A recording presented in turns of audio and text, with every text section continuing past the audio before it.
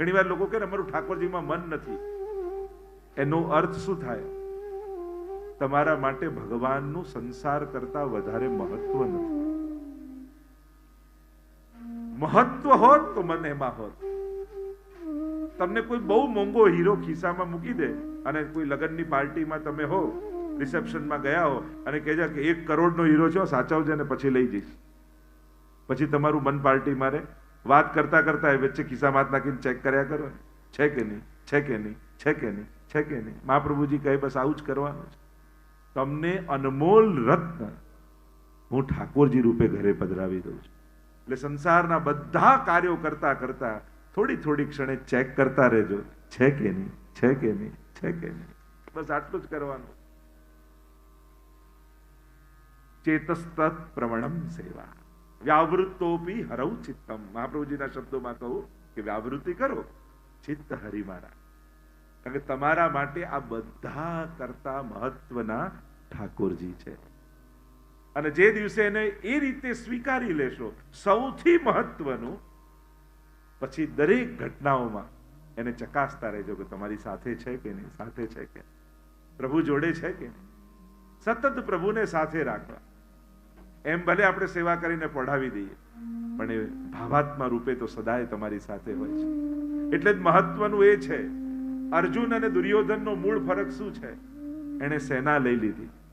અર્જુને એને કહ્યું કે હથિયાર હાથમાં નહીં લઉં, પણ એને ભરોસો છે ભગવાન સાથે હશે ને તો વિજય મારો જ થવાનો છે. હું એટલા માટે જ તમને ભગવાન સાથે રાખવાનું કહું છું, કારણ કે સદાય તમારો વિજય થાય જો ભગવાન સાથે હશે. બાકી સેનાઓ મળી, સામર્થ્ય લાગે, ટોળું લાગે, ઘણા બધા સહયોગી લાગે, પણ વિજય તો એનો જ હોય જેની સાથે ભગવાન હોય છે. મહાપ્રભુજી આપણને સાથે આપ્યા, માથે આપ્યા, માથે પધરાવી દીધા. સાથે તો છે તારા માથે પધરાવી દો. તો વિચાર કરો મહાપ્રભુજીની કેટલી મોટી કૃપા. સંસારમાં રહેતા રહેતા ચિત્ત હરીમાં. ગોપીઓ જ્યારે દહીં વેચવા જાય ત્યારે મોહન મહિલો મહિલો ની કરતા કરતા ચિત્ત હરીમાં જાય એટલે મોહન લો, મોહન લો, મોહન લો કરવા લાગે. સરળ જ છે ભક્તિ. એ કોઈ કલાક બચે છે એટલે કરવાની ક્રિયા નથી. એને તો આપણા આ જીવન સાથે વણી દેવાની. અને જીવન સાથે ભગવાનને વણી દો એટલે પલ પલમાં ઠાકોરજી તમારી સાથે થઈ જાય, તમારો થઈ જાય. અને જે ક્ષણે તમારો થઈ જાય એટલે તો પંચાક્ષરમાં હે કૃષ્ણ હું તારો છું. બસ આ મહામંત્ર પંચાક્ષરનો એ જીવનની સમજ બની જાય ને પછી ક્યાંય કોઈ અલગથી પાઠ કરવા બેસવાની જરૂર ન પડે. હું ભગવાનનો છું, જ્યાં છું, જેની જોડે છું, જે કરી રહ્યો છું, પણ હું ભગવાનનો છું. બસ આ એક શબ્દ નહીં પણ સમજણ બની જાય તો જીવનમાં ક્રાંતિ થઈ જાય. મહાત્મ્યનું વર્ણન એટલા માટે કર્યું, જ્યારે મહાત્મ્ય બુદ્ધિ સ્થાપિત પરમાત્મામાં થશે ને ત્યારે સદાય ચિત્ત એનામાં રહેશે. આવો મહાત્મ્યનો પ્રવેશ કરતા મંગલાચરણ જે વ્યાસજીએ કર્યું. અને આ એક શ્લોક એવો છે કે બધાએ મોઢે કરવા જેવો. બહુ સુંદર શ્લોક છે. ભગવાન કૃષ્ણને જેટલા સરળતાથી આમાં સમજાવી દીધા, 32 અક્ષરમાં 32 લક્ષણ વાળા શ્રી કૃષ્ણને સમજાવી દીધા કે આ કૃષ્ણ છે કોણ. અનુષ્ટુપ છંદમાં 8 8 8 8 અક્ષર હોય ને, 8 ચોક 32 લક્ષણ વાળા પરમાત્મા છે. અને વંદન કરતા, મંગલાચरण करता व्यास जी बोलिया, कितने सुंदर ढंग से प्रभु को समझाया. श्री कृष्णाय वयम नमः. उस भगवान को वंदन करते हैं, उनकी स्तुति करते हैं. कौन श्री कृष्ण? जो सच्चिदानंद रूप है, सत चित्त और आनंद रूप. પ્રભુના સ્વરૂપ, સામર્થ્ય અને સ્વભાવ ત્રણેયને સમજાવ્યું. આકૃતિ, પ્રકૃતિ અને કૃતિ ત્રણેયને સમજાવી. ત્રણ રીતે કેવા છે પરમાત્મા, કોણ છે પરમાત્મા? સતરૂપ છે, ચિદરૂપ છે અને આનંદ રૂપ છે, જે સર્વત્ર વ્યાપેલા છે.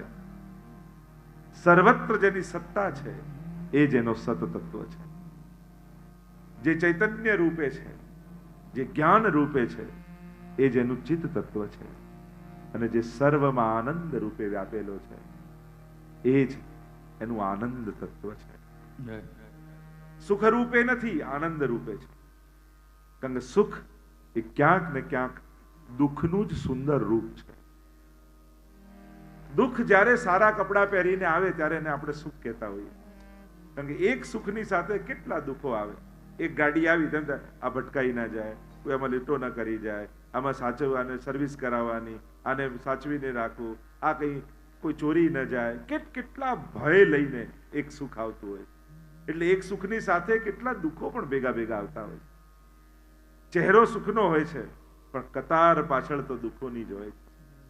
પણ આનંદ એવું તત્વ છે જે મૂળ પરમાત્માનું સ્વરૂપ છે, જેને પામ્યા પછી ગુમાવવાનો ભય નથી, જે કેટલા સમય સુધી રહેશે ને બીક નથી, જે શાશ્વત છે, જે અવિકૃત છે, જે અખંડ છે, એ જ આનંદ તત્વ છે, એ જ કૃષ્ણ છે.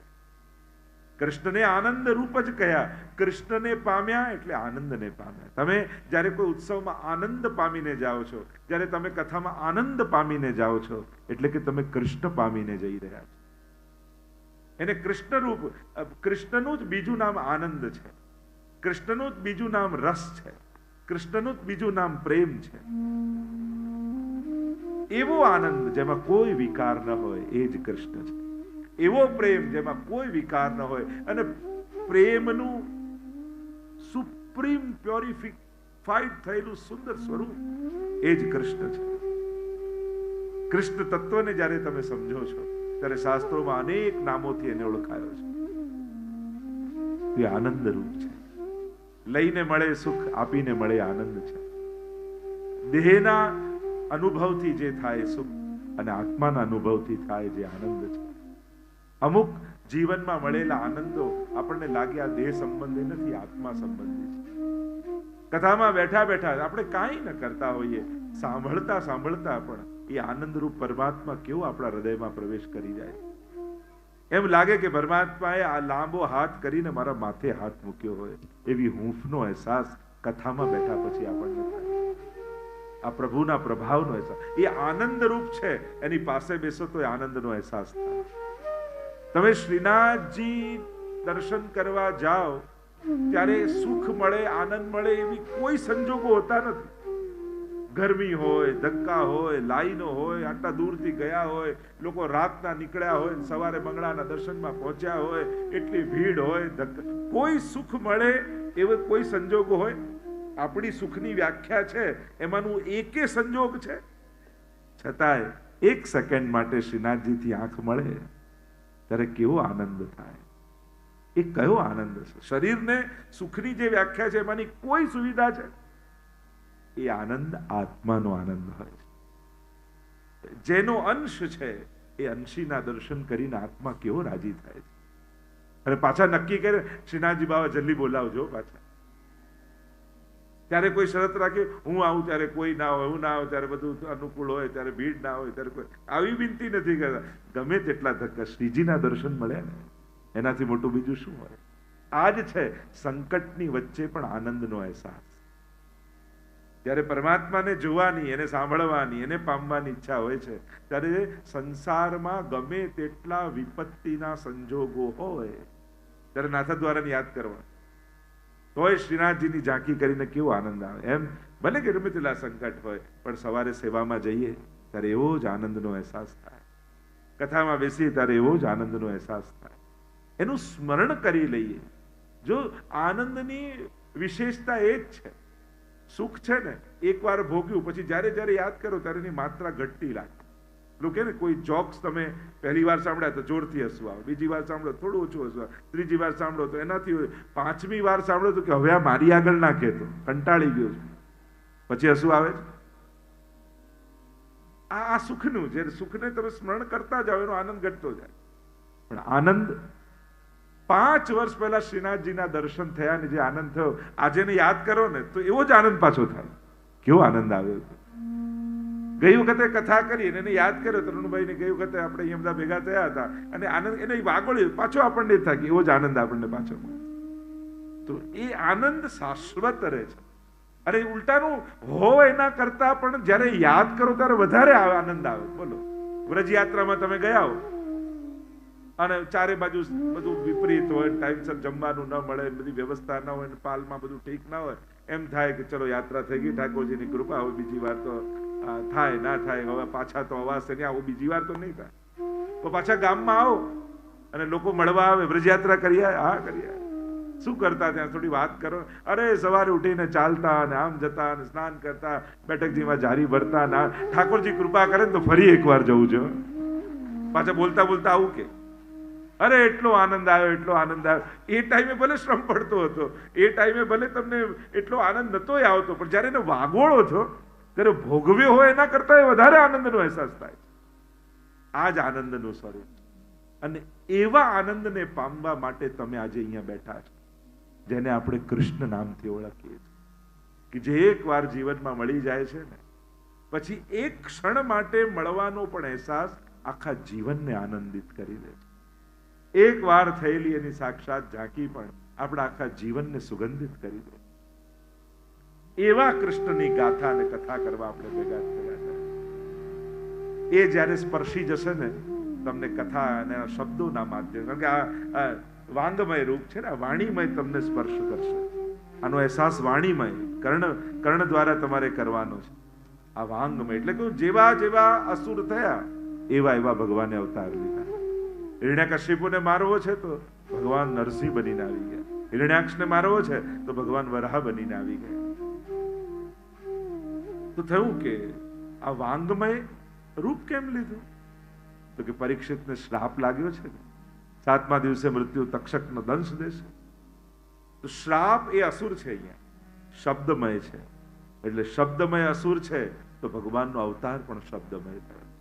વાંગમય રૂપ ભગવાને લીધું, કારણ કે વાણી દ્વારા શ્રાપ નીકળ્યો છે, એટલે વાણી રૂપે ભગવાન પ્રગટ થઈને એમાંથી ઉગારશે.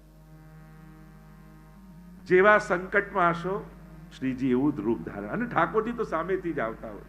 તમે બધી કથા સાંભળો, પ્રભુ સામેથી ગયા, સામેથી ગયા, સામેથી ગયા. જ્યાં જ્યાં જ્યાં જ્યાં કથામાં, ખાલી એક કથા ભાગવતમાં એવી છે સુદામાની, કે જ્યાં સુદામા સામેથી આવે. બાકી તમે ભાગવતની દરેક કથા, એ વિદુરજીની કથા હોય કે શબરીની કથા હોય કે જ્યાં જ્યાં તમે કથા સાંભળો તો ભગવાન સામેથી જાય છે. અહીંયા કદાચ મને તો ઘણી વાર એ વિચાર આવે કે સુદામાએ મનોમન એવી વિનંતી કરી હોત કે દ્વારકાધીશ એકવાર મારા મહેમાન થાવ, મારા મિત્ર છો, તો કથા કેવી હોત. પણ કદાચ સુદામાને ક્ષોભ થાત કે મારી કુટિયામાં શ્રીજીને કેમ, દ્વારકાધીશને કેમ રાખવું. એટલે ભગવાન ગયા નહીં, એને બોલાયા, તું આવ, તને રાજાની જેમ રાખો. બધી જગ્યાએ હું જઈને જમી આવું છું, ક્યાંક બોર જમી આવું ને ક્યાંક ભાજી જમી આવું. એ તો બધું બરાબર છે કે ભક્તોના મહાત્મ્યને વધારું છું. લાવ, આ તો મારો અતિશય વાલો ભક્ત છે ને, આની કુટિયામાં જઈને આના જેવું ખાવું એના કરતા મારા મહેલમાં બોલાવીને આને રાજાની જેમ રાખવું. એટલે સુદામાને ભગવાનને બોલાવે. અનેક અનેક ગાથાઓને, એ જ કથાઓને આપણે કોઈ જુદી રીતે વિચાર કરીએ તો એની પ્રસંગો કેવા થઈ જાય. સચ્ચિદાનંદ રૂપાય, આ જ આનંદ રૂપ પરમાત્મા છે. અરે મને વિચાર, આ બધું ભગવાને આ બધું ન કર્યું હોત, આ બધી લીલાઓ ન કરી હોત, તો આજે આપણે બધા ભેગા મળીને સત્સંગમાં વાતો શું કરત? પ્રભુ લીલા કેમ પ્રગટાવ્યા? ભગવાને આ બધી લીલાઓ કેમ કરી? કારણ કે જ્યારે ભગવાન પ્રગટ રૂપે ભૂતલ પર ન હોય ને ત્યારે આપણે આ બધું ગાઈ અને ભગવાનની કૃપાનો અહેસાસ કરી શકીએ. એટલે ભગવાને આ બધી લીલાઓ કરી. કારણ કે જ્યારે પ્રભુ હતા ત્યારે તો પોતે કૃપા કરે, પણ જ્યારે હું પ્રગટ રૂપે નહીં હોઉં ત્યારે મારા ભક્તો મારી કૃપાનો અહેસાસ કઈ રીતે કરશે? એટલા માટે ભગવાન આ બધી લીલાઓ કરી આપણા જેવા ભક્તોને પ્રભુની કૃપાનો અહેસાસ થાય છે. એક એક લીલાઓના પ્રસંગોનું જ્યારે અવગાહન આપણે કરીએ ત્યારે એમ થાય કે હું સુદામા છું, હું શબરી છું, હું વિદુર છું, હું ગોપી છું, હું સખા છું. પોતાની જાતને આપણે ભક્ત જોડે આત્મસાત કરી લઈએ અને ઠાકોરજી એના પર નહીં આપણા પર કૃપા કરતા હોય ને એમ કથા સાંભળતા સાંભળતા આપણને એવો અહેસાસ થઈ જાય કે ઠાકોરજી તો મારા પર કૃપા કરી રહ્યા. કારણ કે ભક્તો તો બધાય સમાન હોય છે, ભક્તોમાં થોડી ભેદ હોય છે. પ્રભુએ ભક્તોને ઘડ્યા છે જેવા, જે લાગણી ક્યાંક એ ભગવદીઓમાં છે, એ નંદ બાબા, યશોદા, ગોપીજનો, ગોપોમાં છે, એ જ બધી લાગણીઓ આ ભક્તોની અંદર ભગવાને રાખી જ છે. હા, કદાચ એ લાગણીઓના સર્વોચ્ચ અવસ્થા ઉપર હશે, પણ આપણે પહેલા પગથિયે તો છીએ જ ને. એ કૃષ્ણનું નામ સાંભળતા ક્યાંક આપણને રોમાંચ તો થાય છે. કૃષ્ણ નામ જબતે શ્રવણ સુન્યો રિયાલી, ભૂલી રી ભવન હો તો બાવરી થઈ. ક્યાંક એ પ્રેમના ઉર્મિઓ આપણા હૃદયમાં એ કૃષ્ણ માટે જાગે જ છે. આપણે પહેલા પગથિયે છીએ ને. એ તો ધજાઓ, ગોપી પ્રેમ કી ધ્વજા, એ ધ્વજાએ છે. યાત્રામાં તો છીએ આપણે, ક્યારેક પહોંચીશું. સચ્ચિદાનંદ રૂપાય શું કરે છે? વિશ્વોત્પત્યાદિ હેતવે, વિશ્વની ઉત્પત્તિ સ્થિતિને લય કરે છે. કરનારો એ જ છે, એ જ સર્જન કરનારો છે, એ જ પાલન કરનારો છે, એ જ વિસર્જન કરનારો છે. એટલે મનુષ્યને મળશે કે નહીં એની બહુ ચિંતા નહીં કરવી. એટલે ભાગવતજી માટે કહ્યું છે, ભય, મોહ, આ બધા જેટલા લક્ષણો આપણી અંદર છે એ બધા જ માણસની અંદર એટલા માટે જ છે કારણ કે એને અવિશ્વાસ છે. જે દિવસે વિશ્વાસ દ્રઢ થઈ જશે, ન રહેશે મોહ, ન રહેશે ભય, ન રહેશે રાગ, ન રહેશે દ્વેષ. ભગવાન બધું કરનારો છે, આપનારો છે, વિશ્વની ઉત્પત્તિ કરનારો એ છે. તો જે બધાને સર્જનારો છે, જેણે મને સર્જ્યો છે, એ મારી ચિંતા પણ કરશે. નાનકડું બાળક કેવું નિશ્ચિંત થઈને માના ખોળામાં ન બોલી શકતું હોય, ન સમજાવી શકતું હોય, ન માંગી શકતું હોય, છતાંય ચિંતા નથી. કારણ આશ્રય છે, એને ભરોસો છે કે જેણે જન્મ આપ્યો છે એ માં ખવડાવશે ખરી, મને ભૂખ્યું નહીં સુવા દે. આ વિશ્વાસ અને નિશ્ચિંતા આપે છે. આપણને સર્જનારા ઉપર આપણને જ ભરોસો નથી. જેણે ઘડ્યા છે એ પૂરું કરવાનું જ છે.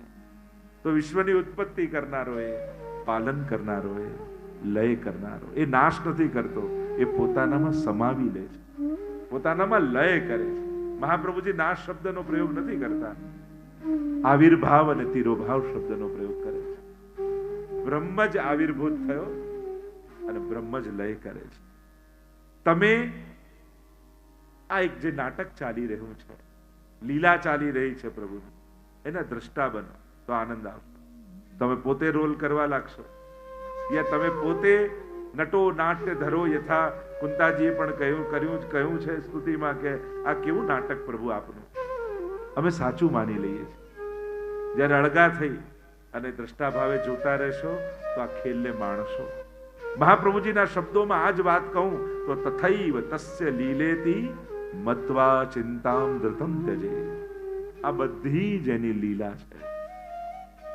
તમે આ બધાનું જ્યારે સાચું ખોટું, સારું ખરાબ, સારું વધારે, આમ કરવું જોઈતું તું આમ કર, રાગ દ્વેષ, આ બધા દ્રષ્ટિકોણથી મૂલ્યાંકન કરવા બેસશો ના જગતનું તો થાકી જશો. કોઈ નિર્ણય પર ક્યારેય નહીં પહોંચી શકો. પણ આ બધી પ્રભુની લીલા છે.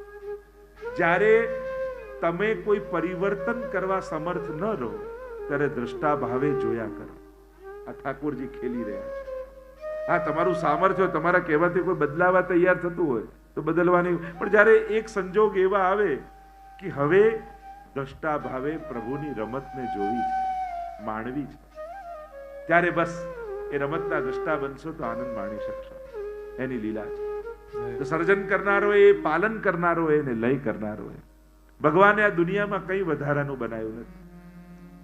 પણ આપણને લાગે પેલું જેમ ઘડિયાળ કોઈ એમ થાય કે લાવ ખોલીને, રેડિયો ઘણા સમયમાં નહીં જૂના, લાવ હું રિપેર કરું, અને પેલું ખોલે જયારે બંધ કરવા જાય ત્યારે આટલો મસાલો વધે.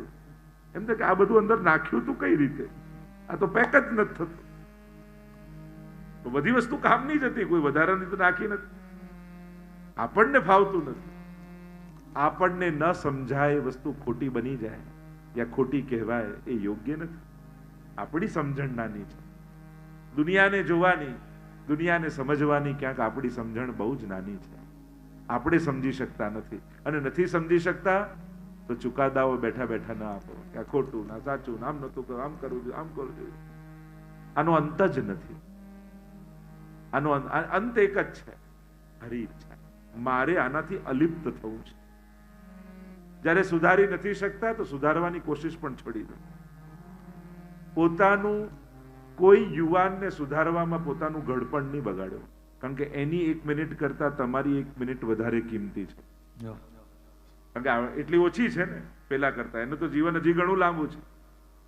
જો તમારું આયુષ્ય વધી ગયું હોય તો પેલા કરતા તમારો 1 કલાક વધારે મોંઘો છે. આવો ખોટનો ધંધો નહીં કરો. કોઈ તમે એમ કહો કે આ ઓછી કિંમતની વસ્તુ વધારે રૂપિયા આપી લો, એમ અમુક સમય થાય ત્યારે દ્રષ્ટા ભાવે રહેવાનો પ્રયાસ કરો. હું આનાથી બધાથી અલિપ્ત છું, મારે ભગવાનના થવું છે. સંસારનો થઈને ઘણું જીવ્યો, હવે ભગવાનના થઈને રહેવું છે. પ્રભુને એમ થાય કે આ જીવ મારો થઈ ગયો. અને જે દિવસે પ્રભુને આવો અહેસાસ કરાવો છો ને, તો ભગવાન તમારી ક્યારેય અન્યથા ગતિ થવા દેતા નથી. એ એમનો પોતાનો બનાવીને સ્વીકારે છે. જો જન્મ લઈએ છીએ ત્યારે સંસારના થઈને જન્મીએ છીએ, જઈએ છીએ ત્યારે ભગવાનના થઈને જજો. બસ આ જ છે. માણસ થઈને જન્મ્યા અને વૈષ્ણવ થઈને જઈશું. આ જ જીવનની સાર્થકતા અને સફળતા છે. સંસારના થઈને જન્મ્યા અને ભગવાનના થઈને જવું છે. આ જ જીવનની પરમ સફળતા છે. અને આના માટે અનાસક્ત બનવું નિતાંત આવશ્યક. સર્જનારો, પાલનારો, લય કરનારો પરમાત્મા છે. દ્રષ્ટા ભાવે જોતા શીખો. તો કહ્યું આટલું મોટું કાર્ય કરનારો પરમાત્મા, એનો સ્વભાવ કેવો છે? તો કે તાપત્રય વિનાશાય, ત્રિવિધ તાપોને હરનારો છે. ભૌતિક, આધ્યાત્મિક અને આધિદૈવિક 3 પ્રકારના શાસ્ત્રોએ દુઃખ કયા. દુઃખની ચર્ચા આપણે ત્યાં બહુ જ છે. કારણ કે જીવનમાં કોઈ ને કોઈ પ્રકારથી આપણે દુઃખોને જ અનુભવ કર્યા. ભૌતિક દુઃખ જે આપણે બધા જાણીએ છીએ, આધ્યાત્મિક દુઃખ, ઇન્દ્રિયાદિનો દુઃખ, અને આધિદૈવિક દુઃખ તો ભાગ્યશાળીને થાય, ભગવાન મેળવવાનું દુઃખ. ત્રણેયને હરનારો પરમાત્મા છે. જીવનમાં ક્યારેય કોઈ પણ પ્રકારનો દુઃખ આવે, વૈષ્ણવે શું કરવું? તો કે 2 વસ્તુ મહાપ્રભુજી બતાવી. એક, ત્રિદુઃખ સહનમ, યા સહન કરતા શીખ. સંઘર્ષમાં પડશો તો ક્લેશ સિવાય કાંઈ નથી. સંસારી તરીકે કદાચ સફળ થઈ જશો, વૈષ્ણવ તરીકે નિષ્ફળ થઈ જશો. જ્યારે જ્યારે સંઘર્ષમાં પડીએ છીએ ત્યારે વ્યક્તિ તરીકે કદાચ કોઈને હરાવીને જીતી શકાય, પણ વૈષ્ણવ તરીકે ઘણીવાર નિષ્ફળ થઈ જતા હોય છે. તમારે જીવનનું સાફલ્ય એક વ્યક્તિ તરીકે કરવું છે કે એક વૈષ્ણવ તરીકે, એ તમારે નક્કી કરવા. અને જો વૈષ્ણવ તરીકે સફળ થઈને જવું છે તો ષોડશ ગ્રંથમાં બતાવેલા મહાપ્રભુજીના એક એક ઉપદેશોને જીવન મંત્ર બનાવી લો. મહાપ્રભુજી આમાં શું કહે છે? મહાપ્રભુજી મને કયો રસ્તો બતાવે છે? 2 એરો છે, એક ગામ તરફ જાય છે, એક બાયપાસ તરફ જાય છે. મારે શું કરવું? ગામમાંથી થઈને જવું કે આ બાયપાસ થઈને આ બધું કરીને નીકળી જવું? મહાપ્રભુજી ક્યાં તરફ જવાનું કહે છે? મહાપ્રભુજી તો કહે ત્રિદુઃખ સહનમ ધૈર્ય. પણ પાછો એવી આજ્ઞા, પ્રતિકારો યદચ્છાત સિદ્ધશ્ચેનાગ્રહી ભવે. દુઃખ દૂર કરવાનો ઉપાય મળી જાય તો ભોગવવાનો આગ્રહ નહીં રાખો. બીમારી છે, દવા છે, ના ના ઠાકોરજી તાવ આપ્યો તો ભોગવી લેવા દો. ઠાકોરજી કે મેં દવાએ આપી છે, દવા આપનારો હું જ છું, ઈલાજ આપનારો હું જ છું, અને ઉપાય આપ્યો છે તો પરાણે દુઃખી થવાની કોશિશ ના કરીશ. રસ્તો છે તો પછી એ કરીને આગળ નીકળી જાય. પણ દુઃખી થઈને બેઠો ન રહીશ, દુઃખી થઈને બેઠો રહીશ તો તારું મન મારામાં નહીં લાગે. કાં અનાસક્ત બન, કાં એનો ઉપાય ગોત. આ 2 જ રસ્તા છે. આસક્તિ છોડી દે, કાં એનો રસ્તો શોધી લે. મહાપ્રભુજીએ કહ્યું છે એનો ઉપાય મળી જાય તો ભોગવવાનો આગ્રહ નહીં રાખો. રસ્તો છે, દવા છે, પૈસા કે માટે બીમાર થઈને રહેવું. ત્રિદુઃખ, 3 પ્રકારના દુઃખો જે દૂર કરનારો છે. એટલે જ પરમાત્માનું નામ હરિ છે. એ હરી લે છે. એ ઉપાયો નહીં બતાવે, એ તમારા દુઃખને હરી લેશે. તમને ખબર નહીં પડે ક્યારે દુઃખ હરાઈ ગયું. તો એ પરમાત્મા છે કોણ? તો કહ્યું શ્રી કૃષ્ણાય વયમ નમઃ. એ કોણ છે? ખાલી કૃષ્ણ ન કહ્યું, શ્રી કૃષ્ણાય. અને શ્રી કોણ? તો કે રાધાજી. ભાગવતમાં એટલે જ આ શ્રી શબ્દનો અહીંયા પ્રયોગ કર્યો છે કે કેવલ કૃષ્ણની કથા નથી, અહીંયા રાધા કૃષ્ણ છે.